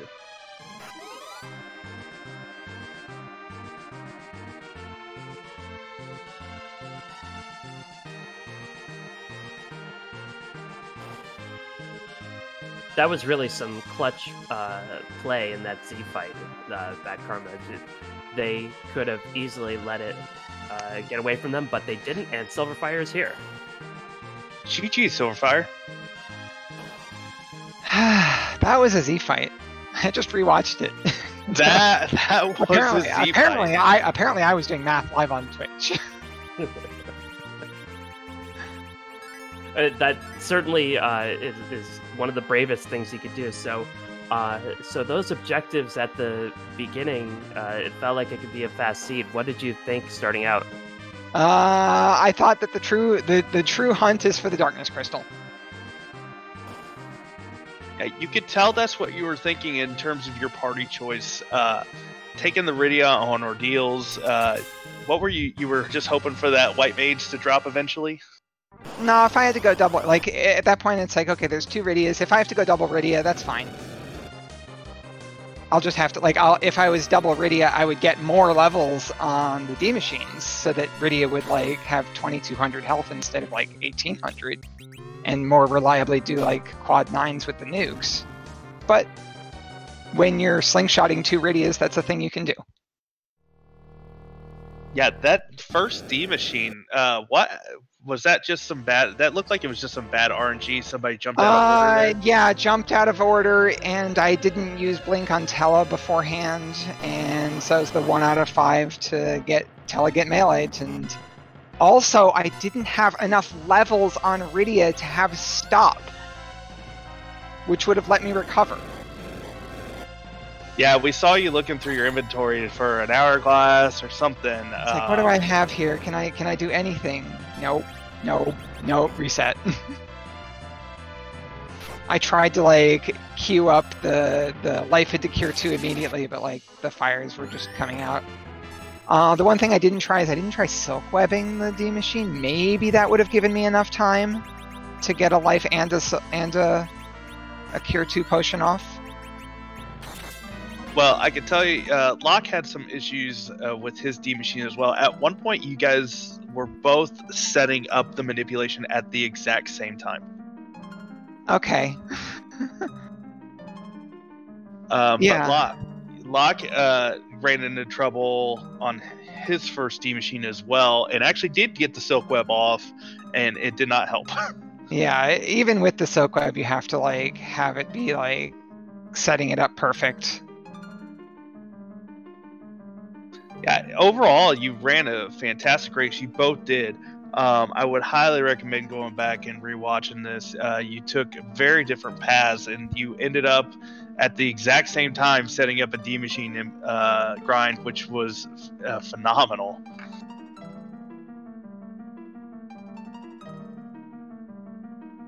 What was your thoughts going to Underground? You chose to go to Dwarf. Locke went and did Feymarch. That was Locke's only trip down there. What was your thought? You knew the boss. You knew at least the Bahamut was down there. What made you choose Dwarf before that? The problem with that Bahamut is that the Mega Nukes aren't very strong, which means he takes a while to kill himself, and you're going to use up a lot of Star Veils. And I don't think I had bought a pile of Star. The first time I was down there, I hadn't yet bought a pack of Star Veils. And then the second time I'm going down, it's just like, what can I do fastest? And the answer to that is Dwarf. Also, wouldn't have minded getting a white mage instead of a second. Like, I was holding that last slot open in case of a Rosa. I was like, Porum, well, that's fine actually. When you made that Dwarf Castle commitment and you saw that blue robe, did any part of you think that was a mistake? Nope. It turned out to be the Water Hag and not the Gauntlet. Yeah. No, I was gonna do it even if it was Gauntlet. I've been yep, we're doing this. Worst thing, like, had I decided otherwise, like, you know, I would have spent like what, 20 seconds to see the blue robe and find out that it was Gauntlet. Had I decided to go elsewhere, if in the face of Gauntlet, but no, I would have gone for Gauntlet anyway there. Especially after Earth Crystal didn't pay off. And so in that Z fight, I know it had all of us on the edge of our seats. How do you keep your composure when things start to go a little sideways in a fight like that? Bold of you to assume that I kept my composure. It sure looked like it. I'm exaggerating a little bit. Like, I got worried. I'm like, okay, what can I do here? I need like 100% prioritize not wiping. Don't worry about rezzing Rydia until I'm stable with Porum, because Porum is far more likely to survive the big bangs than Rydia. So it was like 100%. Okay, first stabilize the fight. Don't worry about getting damage out until like you're back in a good spot. Sid is the true MVP. Because my white mage is too busy casting Holy. Yeah, your stabilization on that was very well executed. You like I said, it definitely going into any Porum Zeromus fight, you kind of have to expect it. It's like you might have to stop and stabilize because Porum is not Rosa. Yeah, with the lower health pool, it's definitely better to have the Rosa. Yeah, but you can't be choosers, especially not on these flags. Certainly like, you'll take the Rosa if she's there, but like, I'm not about to go. Like, I was like, yeah, I could check who, you know, it was like, I could check who's up on the moon. That would take like 2 minutes. Porum's good enough. Let's go. and it paid off for you. So your you went 3-0 in the group stage. You're now 1-0 in the table. Yeah, I believe your next match is on the 4th. That sounds right. How are you feeling with the rest of your matches going forward? You got the first table seat under your belt. I've got some tough ones to take down. Flurry, Anti-Dale are no slouches. So I've got my work cut out for me. But I'm hopeful. Hopefully I don't screw up a D-Machine grind like I did today again. I didn't look at it as a screw up. That was 100%. That was 100. No, it was 100% a screw up. I should have been a little bit more patient and made sure that the melee attack was coming out after the week. The 100% preventable, or cast Blink on Tella before doing all of that, and then there's a 0% chance that happens instead of a 20% chance. But so it's like those are the kind of things that. Sorry. Oh no, you're fine. You got through it all right though. You did try to recover that, and is like I said, it was really I'd say it's bad RNG just because, like you said, it was 1 in 5 chance to hit Tella. So. Well, yeah, but like. Why roll the dice? Like a lot of racing a randomizer is you are always looking to mitigate the effects of RNG on what you're doing.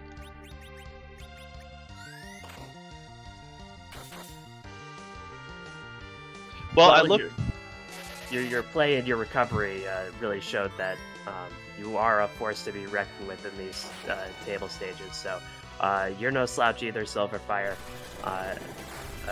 Locke, if you have any other questions, but I wish you the best of luck the rest of the way. Agreed. I look forward to seeing more matches from you. Mm-hmm. One thing I didn't mention that I was actually really proud of, like, kind of in how I played that out with kamikazing Rydia to make sure it's like, if I get the Darkness Crystal at any point, I want to make sure Rydia is already 5 levels under, like, Kane Telestid. Yeah, we noticed that you did that with the Water Hag, kamikazing her, so that you did both Water Hag and Evil Wall with just Sid and Kane. So it was definitely well calculated, and bravo to you on that. Yeah, it's a big deal when you have to get all the way to Rydia Nuke, which is pretty much the highest amount of XP you need at any point. And then I deliberately went a little higher because I wanted, as I mentioned, I wanted more HP on Porum. Well, it paid off. A number of those big bangs she hung on by. Yes, like it did, health. and that was with a ribbon on, no less. She didn't really have any other spellcaster gear, which is part of why I was doing that. Because, like, if you have, like, if she's rocking like a white robe, then you can skimp by on less health.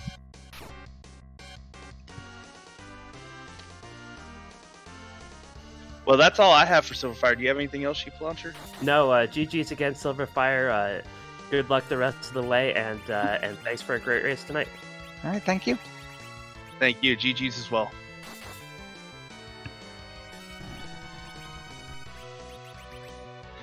And as we've got LockeCole is working on his Zeromus fight now too. Yeah, he's been zerking. It's been going okay. His Cecil's in a little bit of a trouble spot here.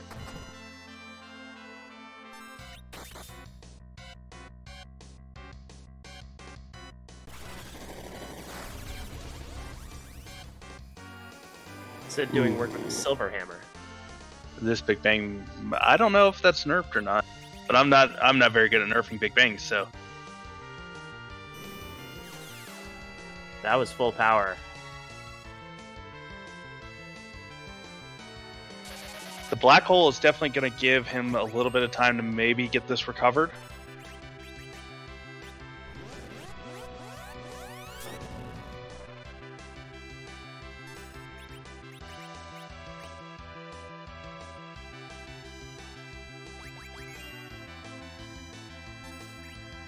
Is in phase 2 with that nuke.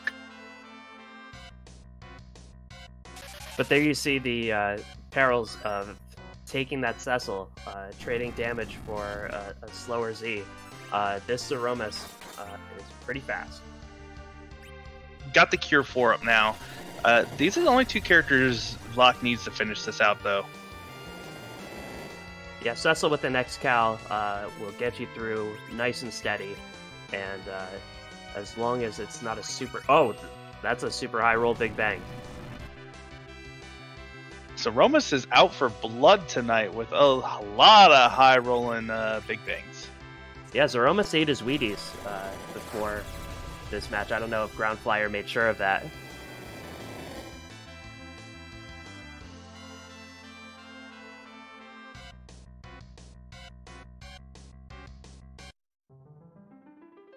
And Locke wipes his Aromas in the second phase. That you hate to see it happen. Yeah. And it looks like there's the forfeit. Unfortunately, Locke takes the wipe, and we'll see if he will be coming in here for an interview.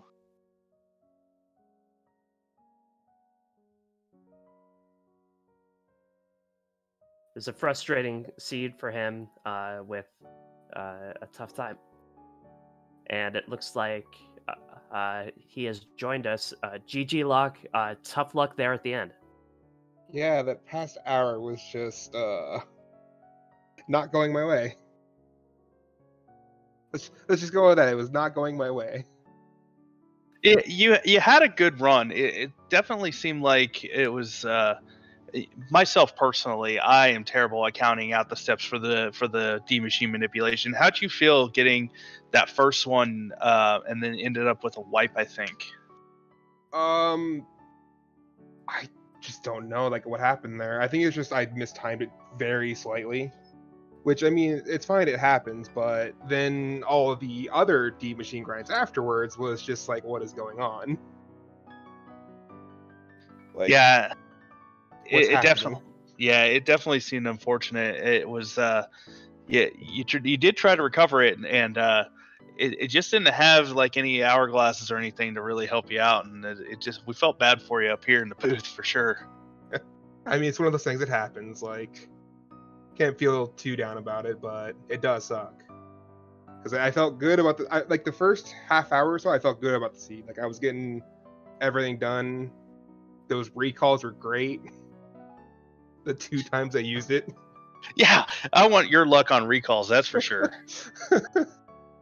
And then Magus Sisters. Yeah, I don't like Magus Sisters there. Not when you don't really have a party. Yeah, that is one of the worst spots. And if you go back and watch the VOD, I even said so when they showed up. That was a rude ordeal with the Golbez in the first fight into Magus Sisters. Yeah, Golbez, man. And I barely mistimed that first cane jump too. Otherwise, he could have lived that easy. He just had to come down right after Shadow came in.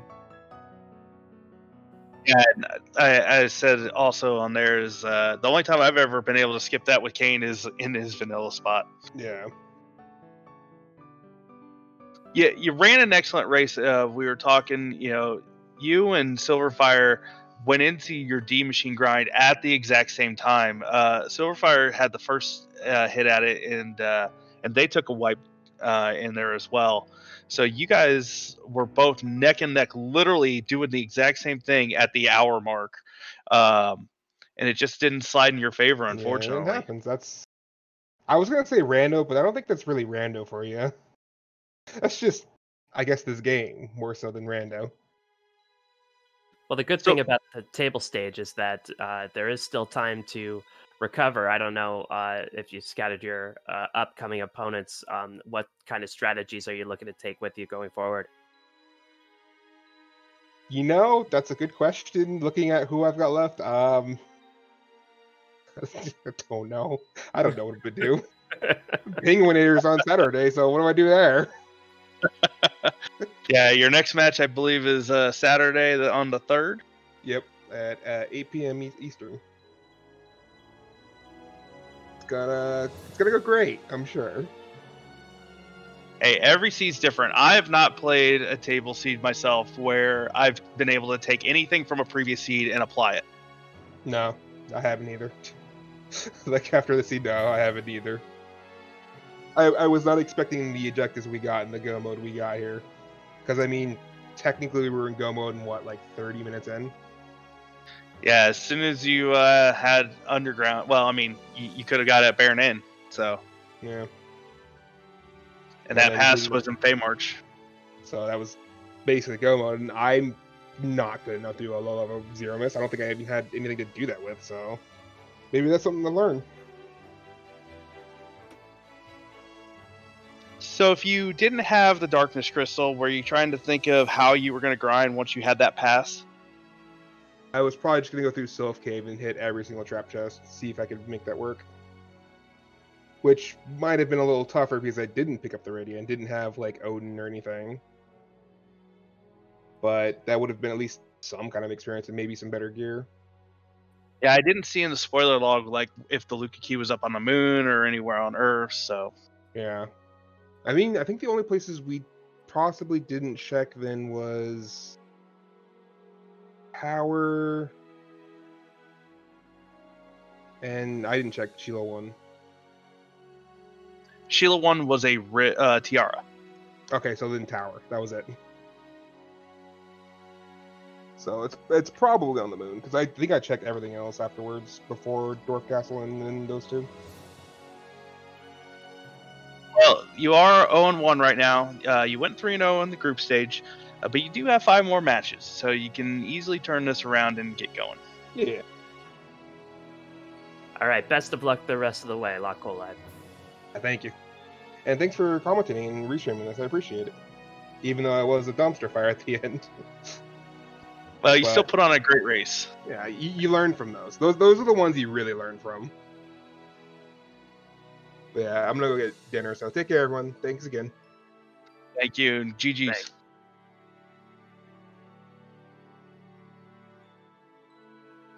Well, you want to go ahead? Sorry. Sure. No, I was going to say that wraps up a really exciting night of Highway to the Threemus Zone table action. My commentator Bad Karma, our restreamer Ground Flyer, and our tracker Xenocat. Thanks to all of you. It looks like we're going to head over to Direwolf 813 for some practice. But Bad Karma, give you the last word.